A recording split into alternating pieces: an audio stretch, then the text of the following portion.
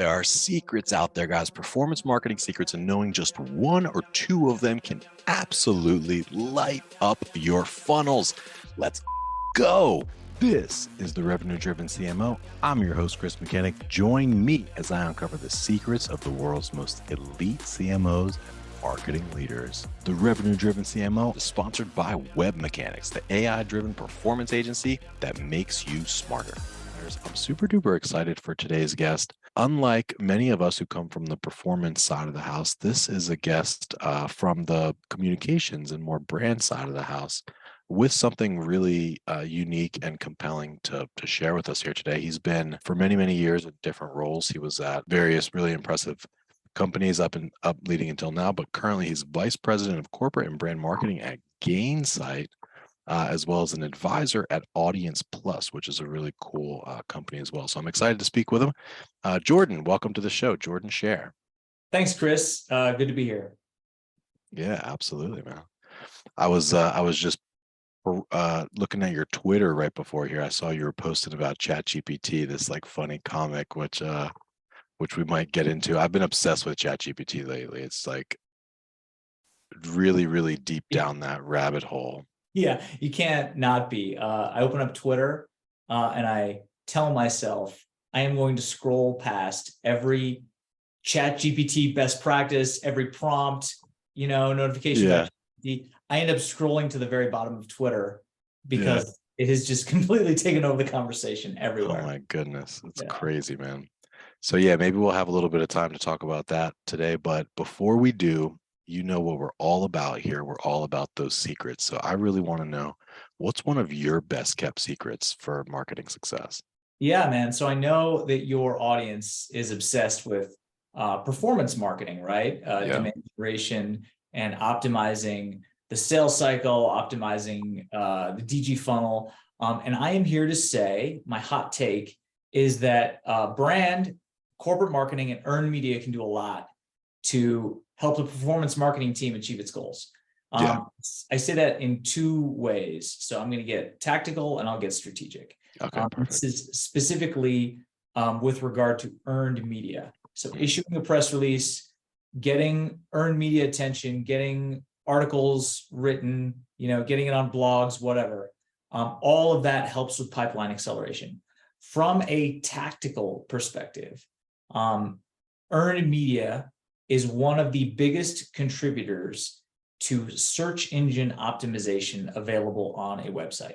There's a heavy content marketing piece to it, absolutely. But when you look at the link quality of external sites that link back to your site, one of the biggest contributors of link quality is going to be earned media that links back to Gainsight, for example. But also, I think more importantly, what people don't think about or remember is the power of the wires for distribution. So when you put something on the wires, when you issue a press release on the wires, you choose a wire service, and that wire service will post it on its own internal, external wire service, but it will also amplify that news to all of the wire services that subscribe to that one wire service. So for example, I put something on Business Wire. Well, Business Wire will distribute it to the high-tech media corridor, which is the list that we use. So every magazine publication that subscribes to the high-tech media corridor, and that would include everything from TechCrunch to Wall Street Journal to Yahoo Finance, all of these will amplify that news.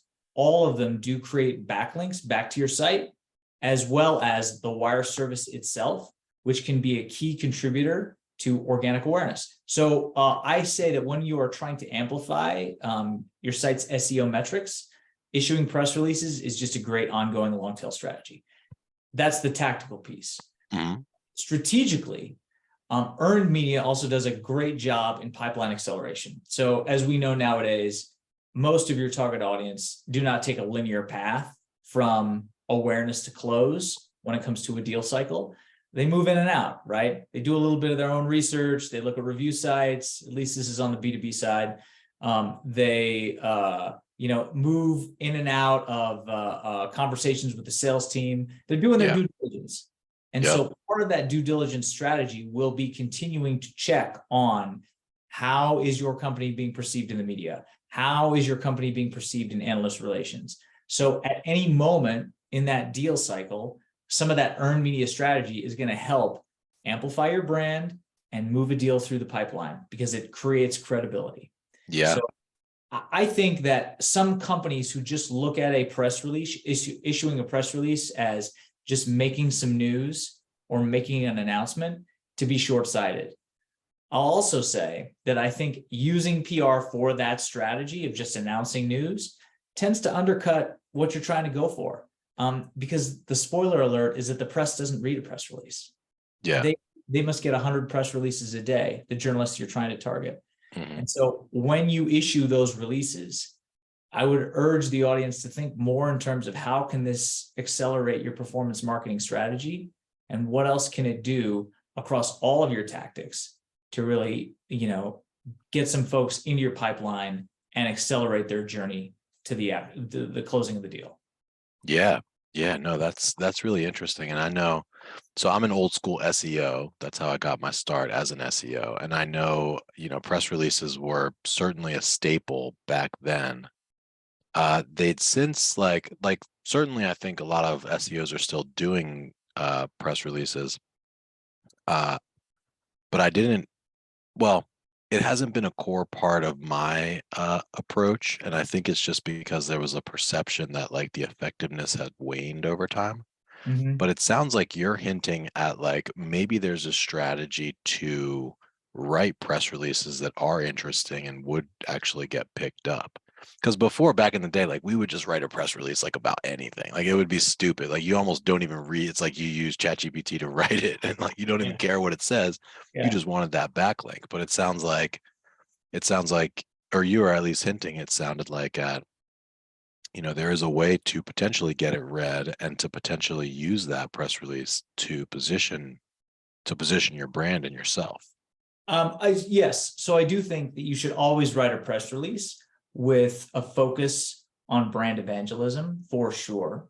Yeah. I do think that using press releases to drive traffic back to core components of your website is still a tried and true strategy. It remains a tried and true strategy. And I also think that let's say you're a startup, you're 0 to 1 startup, and you're trying to make the best use of an investment in content, to drive organic awareness to your site, and you have enough money to spend on issuing press releases or creating content marketing.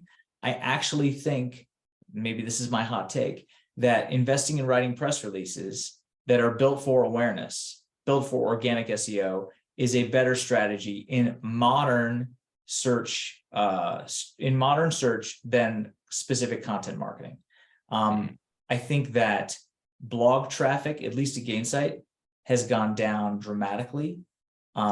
That the use of gated content is gone down, like the effectiveness of gated content has gone down, and yet the awareness value of a press release kind of endures.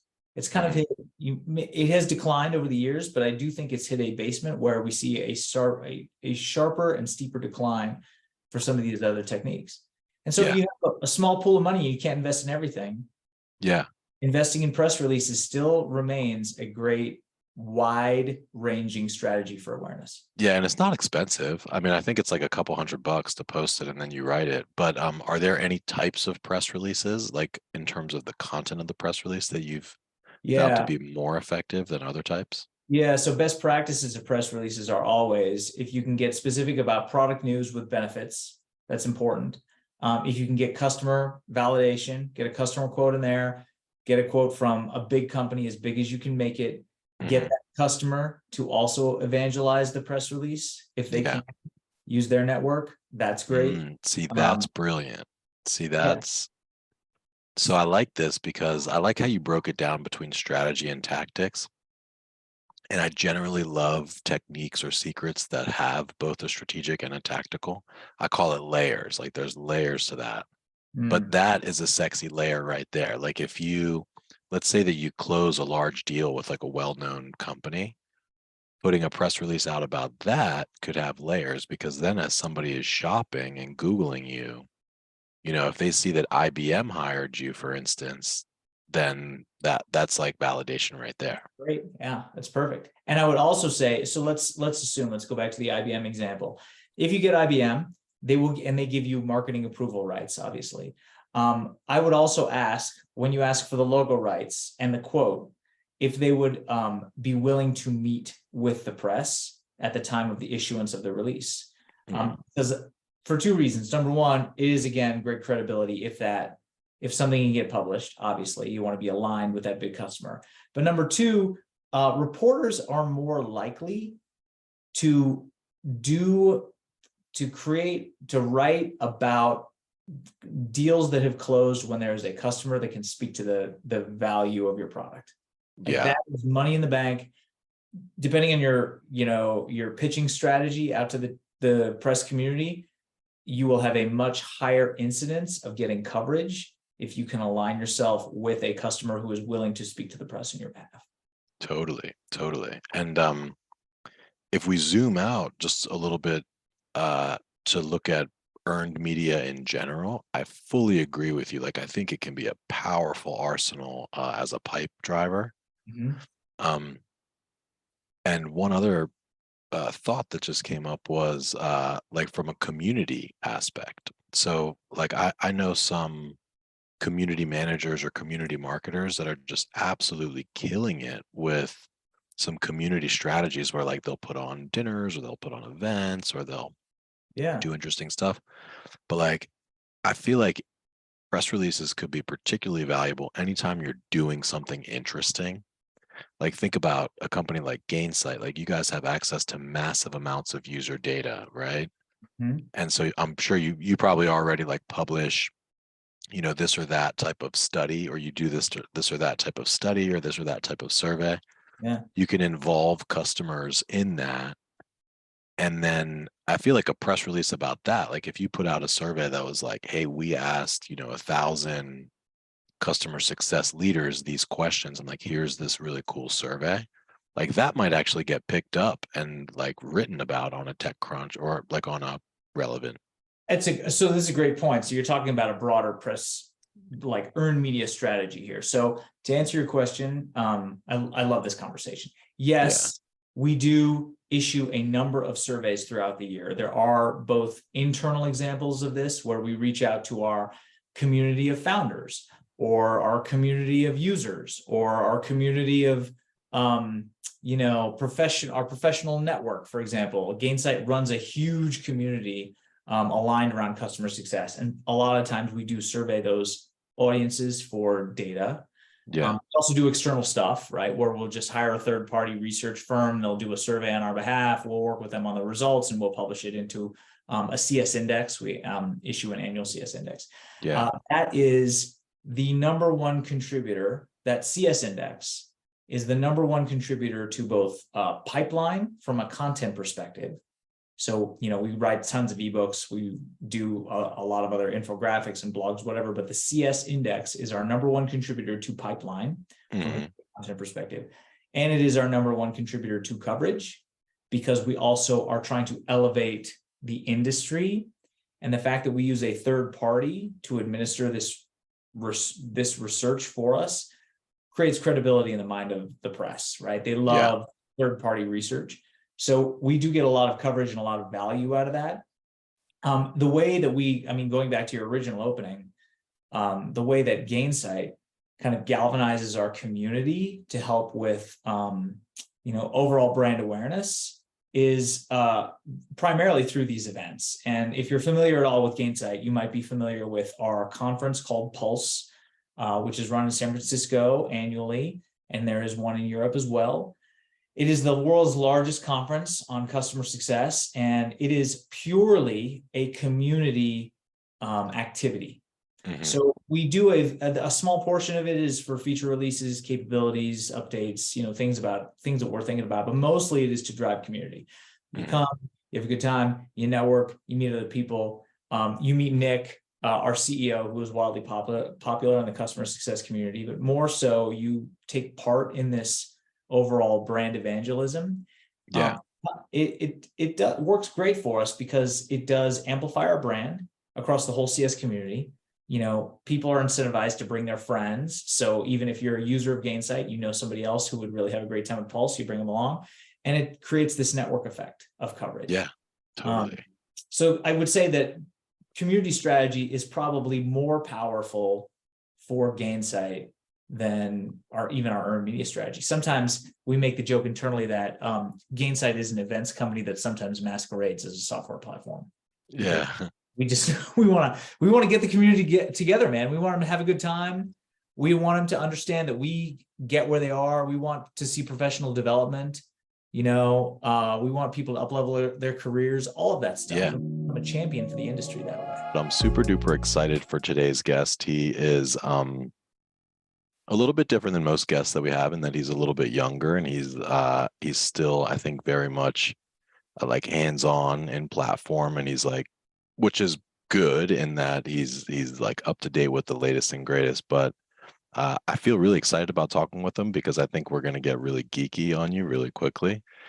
And his specialties are in paid media, digital. He's a digital marketing expert. Demand generation and demand capture are his game, and he's got a couple of really exciting secrets to share with us.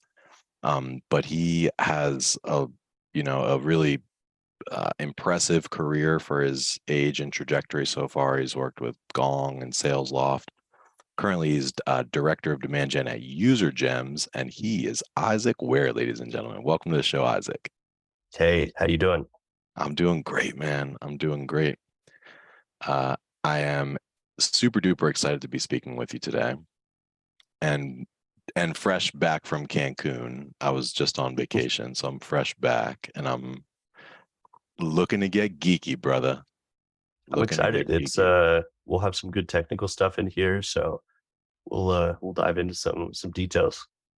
Nice. All right. Well, let's start off. Our audience is all about those secrets. Our goal here is to impart value. We want to give, and I know you have multiple secrets, but I want you to share one of your best kept, closest kept secrets with the audience here today, with the intention and the mindset of like imparting value. Tell us what it is. Definitely. So my secret, especially end of 2022, beginning 2023, is multi-threading. So we all know multi-threading on the sales side of things. It's been a playbook for decades. It's always been a thing, but marketers need to start doing it. We started running this, especially on paid media. Basically, what we're doing is multi-threading by persona through paid media. So what we're doing. Do me a favor, really, just define multi-threading really quickly. Yeah, definitely. Yeah, so multi-threading is pulling other people from the company into the deal.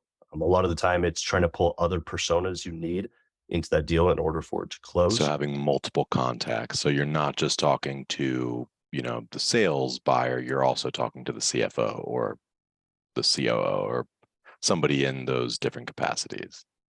Definitely.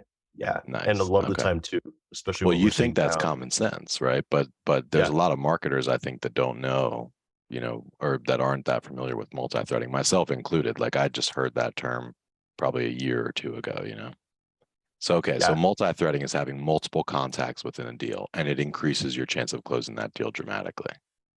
Dramatically. Yeah. So that's why we started leaning into it in the first place. Is our RevOps ran a bunch of machine learning tests on every single one of the deals we were running, or all the deals we had closed, and found it was about a 5 times higher close rate when we had more than 5 people involved in those deals.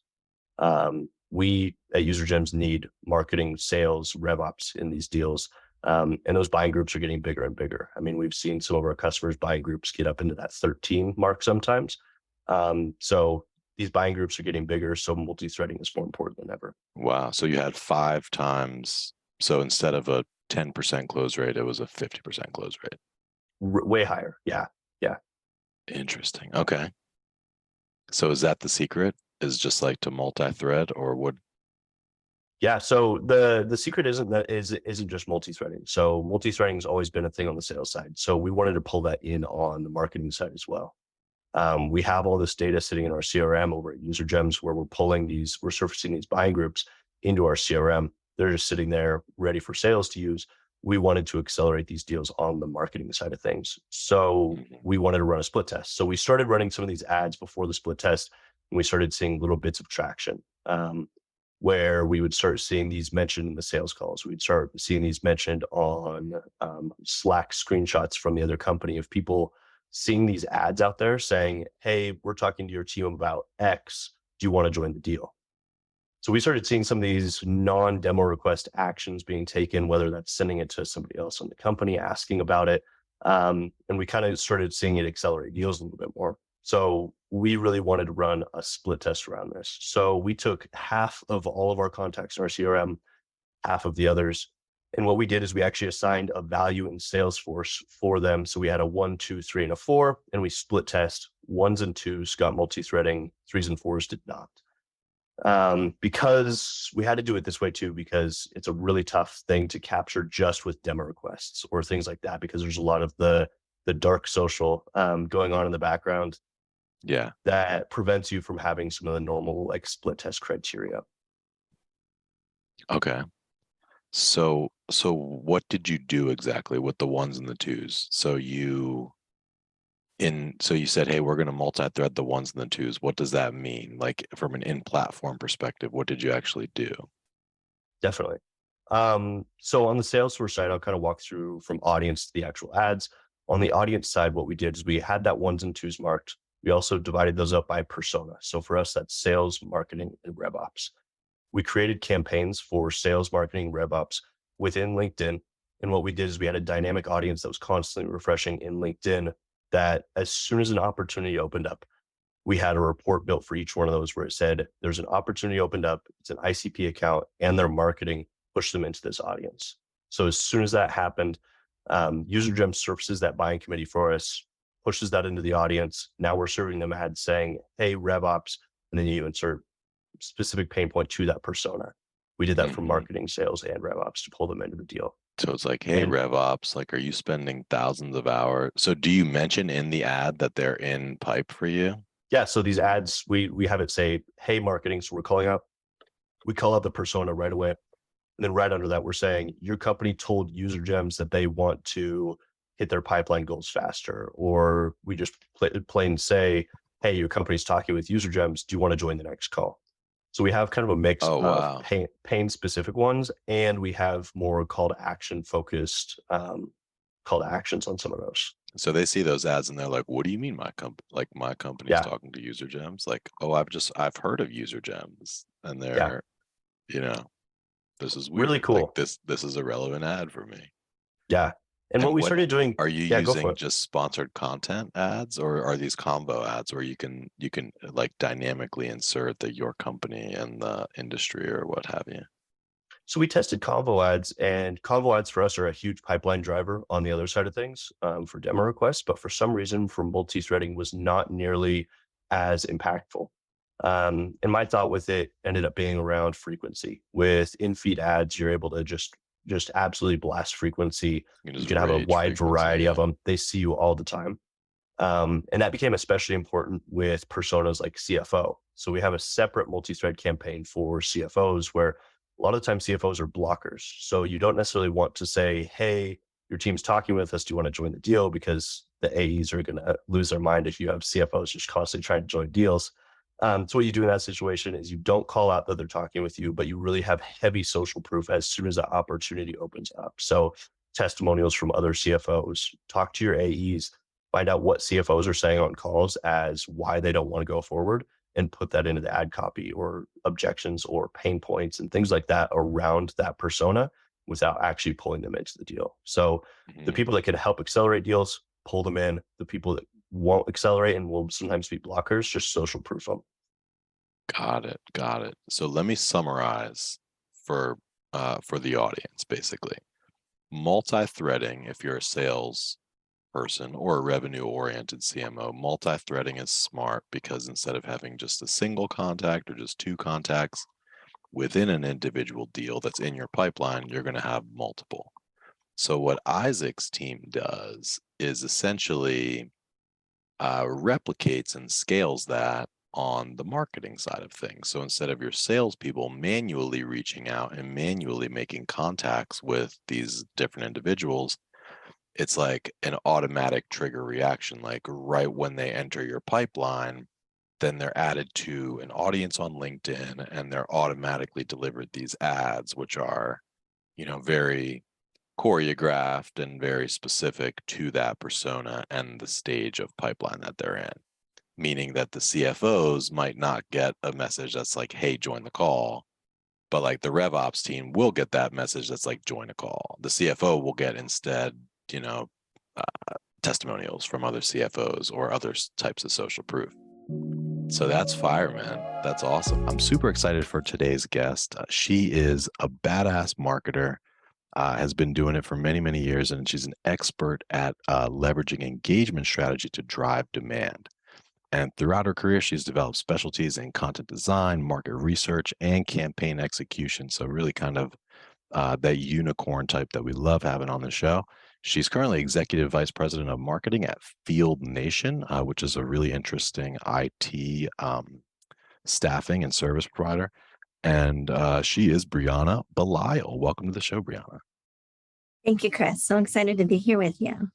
Absolutely. Yeah, I'm excited to dive in. It's a beautiful day here in the Washington, Baltimore area. But yeah, it's an exciting time to be alive and an exciting time to be a marketer, especially. Oh, absolutely. It is not as nice here. We are in Minneapolis and we are getting rain as opposed to snow, which is Yeah. upside, but spring could get here faster. Oh man, I feel for you. Well, here, I'll open my window in a second. You can at least see a little sunshine from there. Sounds great. But Briana, let's dive right in. Our audience is all about those secrets. You've had an amazing career, and I'm curious if you would share with us one of your best kept secrets to your marketing success. Yeah. So, as marketers, in a lot of ways, we're also strategists, right? And so Mhm. for me, there's a mantra that I use to ground myself to make sure that I'm executing on what matters most to our prospects. Mhm. And the mantra is solve the boring but urgent problem. And I can break that down for you. Okay. Let's start with boring because it can be kind of like, well, what does that mean exactly? You know, in marketing, there's always like the new and exciting topic. And as marketers and as strategists, we naturally kind of gravitate towards those concepts. Yeah. For me, the boring aspect of this is it helps me to remember it doesn't have to be sexy to be important to Mhm. the that we seek to serve. And there is a place for concepts and kind of the new and better thing in your marketing mix. Yeah. But if you're not solving for that thing that's keeping your prospect up at night, you can win the battle and lose the war in a lot of ways. So, Totally. The easiest thing to do as a marketer is to just get really busy by chasing all of the shiny objects.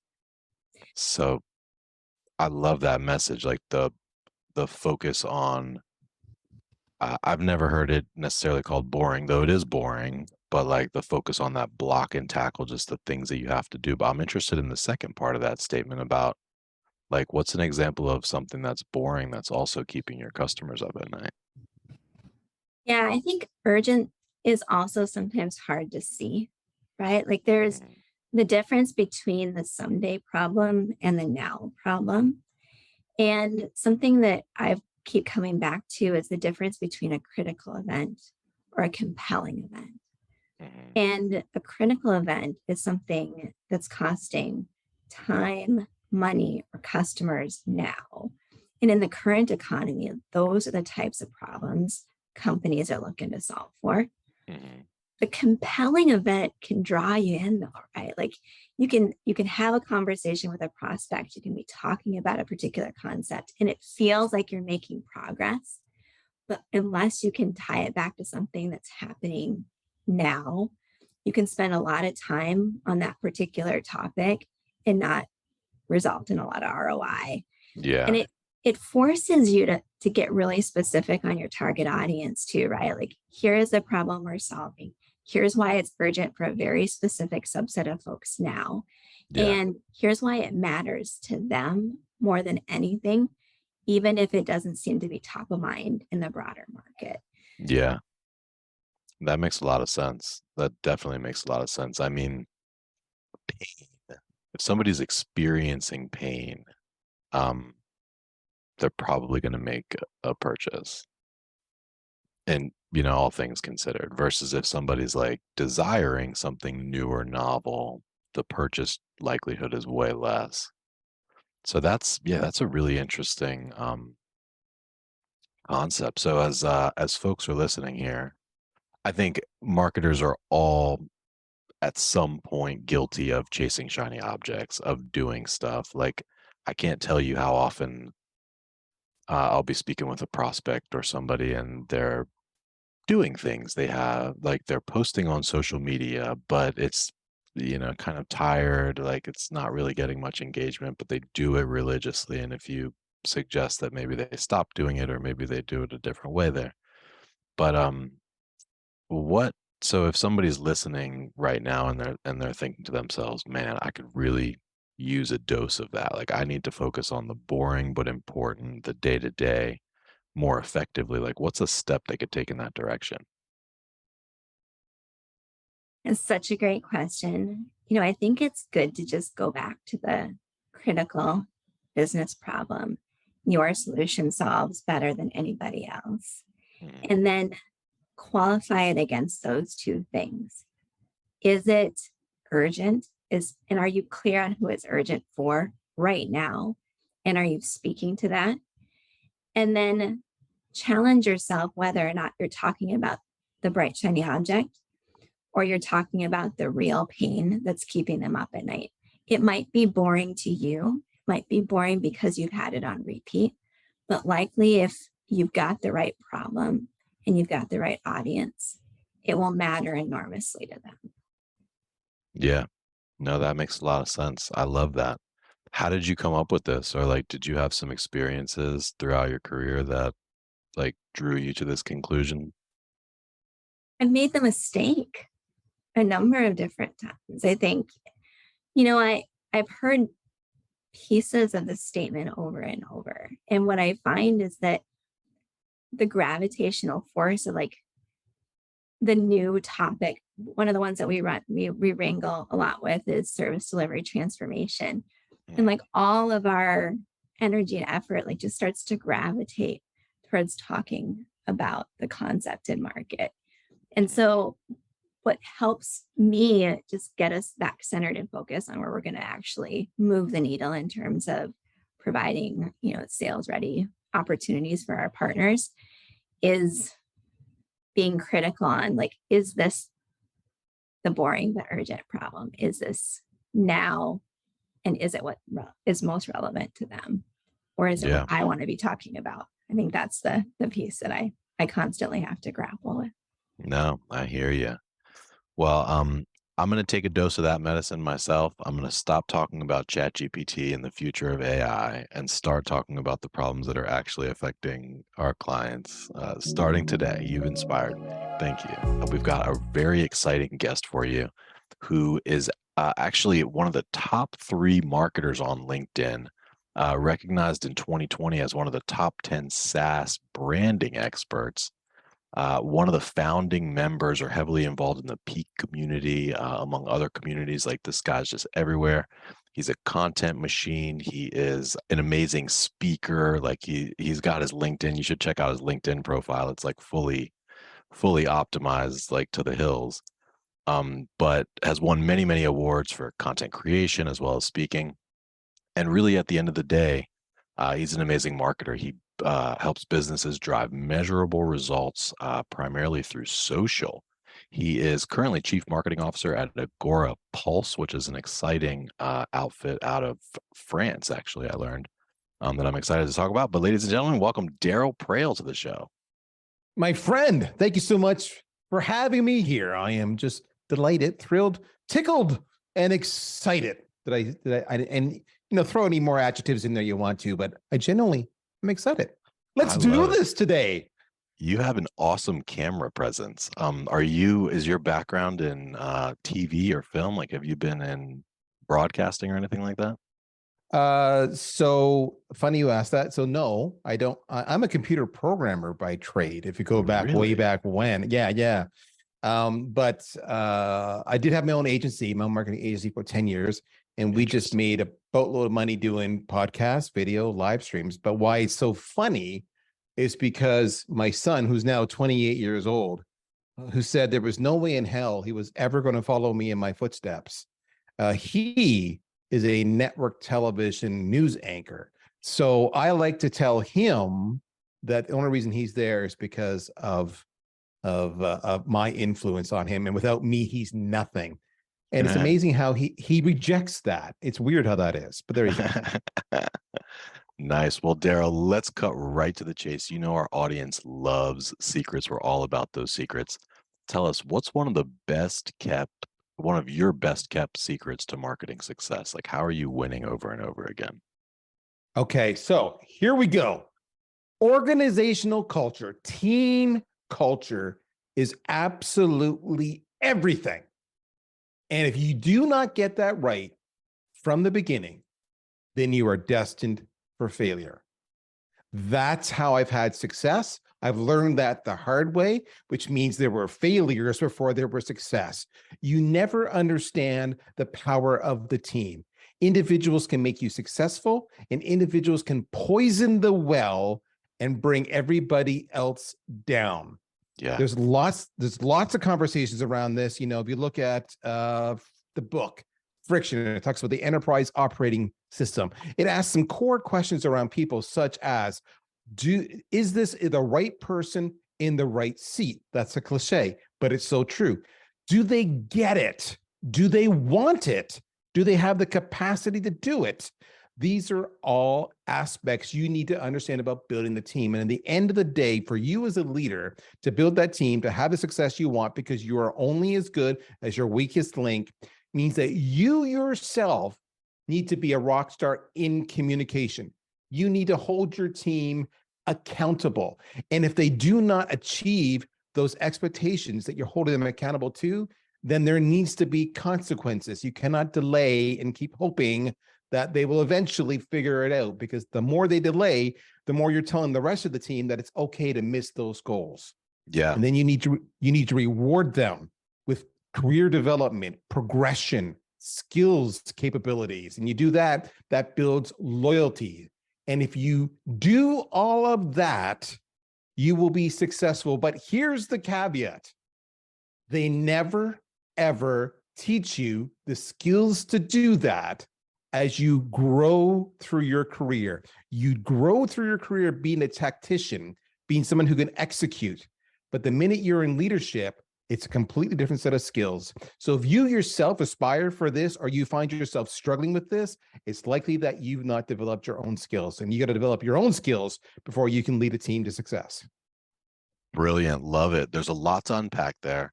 It is a very common topic. You know, people are always talking about culture eats strategy for breakfast kind of things.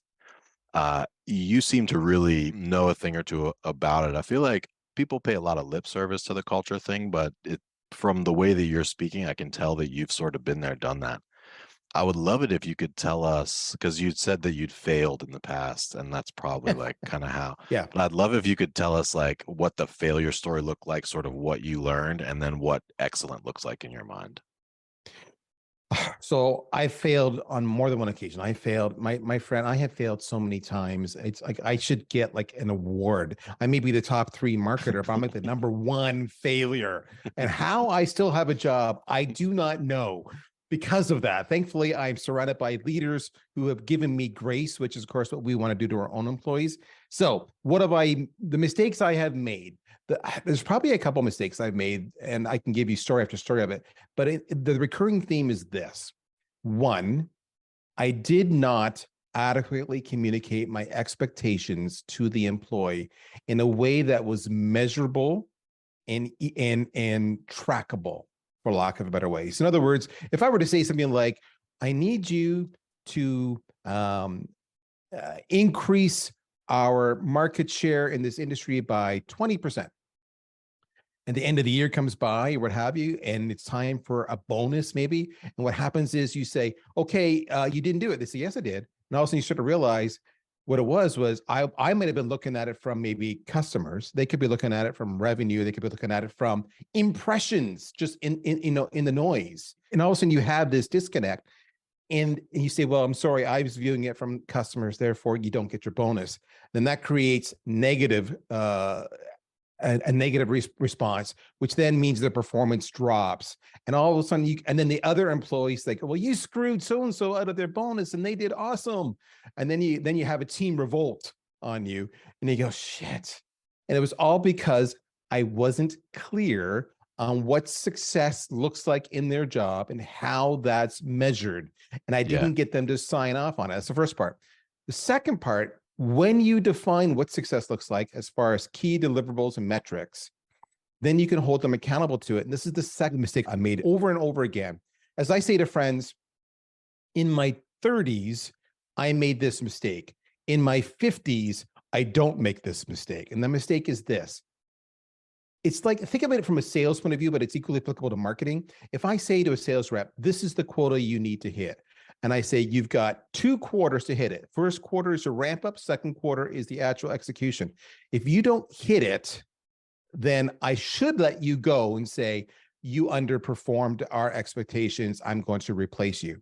Same goes to marketing. You need to generate X number of leads if that's their role. They're in demand generation. Or you need to have X number of stories in the press if that's what you're doing. Or you need to grow our social media presence, followers like shares by, X, whatever. You pick your thing. Give them a timeline, 1 quarter, 2 quarter, whatever it be. There's a point halfway through that when you can measure it, you can say, let's have a sanity check. How you doing? If it's not happening, you need to put in corrective behaviors, because if you don't and rely upon them to do it, you soon learn that was a mistake because they don't have the life skills and the experience to correct. Because if they had those life skills and experience, they wouldn't be in this situation in the first place. And then when that timeline comes and they didn't hit it, now you're at a moment of, what do I do as a leader? And what I tended to do in my 30s was I'd give them another couple months. I'd give them another couple quarters. And then also before you know it, it's been a year and a half, and nothing's changed. And you really wanted it for them. And I started to realize in my 30s that I wanted it more than they wanted it. But what's really important here to understand is, at this point in time, a year or a year and a half have gone by, and you are so far behind on your deliverable that it reflects back upon you as a leader. And even if you replace that person tomorrow, the next person is going to need another 2 quarters to get up to speed, which means you'll be 2 years behind, and chances are you're going to be fired. It affects the team. It affects the morale. If I don't hold that person accountable, the rest of the team starts to realize they're not being held accountable, so they start blowing it. So the whole point I learned in the holding people accountable thing is to set clear expectations, to set clear deadlines, and if necessary, cut bait sooner rather than later. So now, when I eventually let people go for performance reasons, it's not a knock against them. As I say to them, you're just not a good fit here. You may be a great fit somewhere else, but based on how we're measured, based on how we perform, based on how I'm measured, based on how the board looks at us, this isn't working out. That does a couple things. That tells the rest of the organization that you're very serious. That tells the rest of your team that there's consequences if they do not perform. And what the thing that blew my mind the most when I started doing this was how many of my team started coming out of the woodwork and saying, I'm so glad you did that, because that person was pulling us all back. They were whining behind their scenes. They felt like a victim. And because you did that, I now know that you're building a high performance team, and I want to be part of a high performance team. And boom, you've now created the culture that you want: a culture of accountability, a culture of clear communication, a culture of clear expectations, and a culture of high performance. That's what you want. So there we go. That's my story. And that's a wrap. Thanks for joining us here today. For show notes and other episodes, visit us at revenuedrivencmo.com. That's revenuedrivencmo.com. And hey, exclusive for listeners of this podcast, Web Mechanics will do 10 to 20 hours of work for you for free. Literally no sales calls, no BS.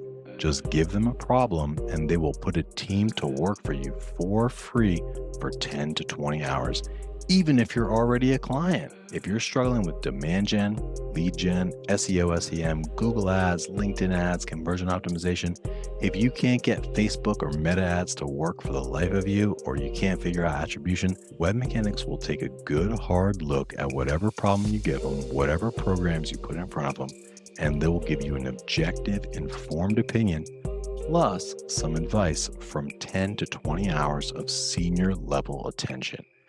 And that's just because you're a listener of this podcast. So I would suggest take them up on this offer. It's ridiculous.